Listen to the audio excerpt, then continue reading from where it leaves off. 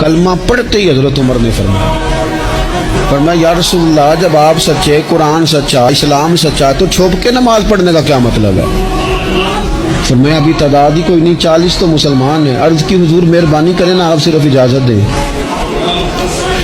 20 لوگوں کی صفیں بنا دی گئیں، ایک صف کے آگے حضرت عمر ہیں، ایک صف کے آگے حضرت امیر حمزہ ہیں۔ جناب عمر کہنے لگے چونکہ آپ اللہ کے رسول ہیں تو لہذا نماز بھی آج اللہ کے گھر میں پڑھی جائے گی۔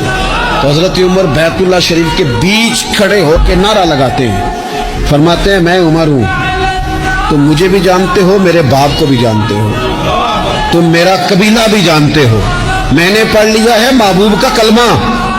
اب جس نے بچے یتیم کرانے ہو اور اپنی بیوی بیوہ کرانی ہو وہ آئے اور مجھے روکے، یہ محبوب اللہ کے ہیں اور گھر بھی اللہ کا ہے، تو نماز بھی آج اللہ کے گھر میں پڑھی جائے گی۔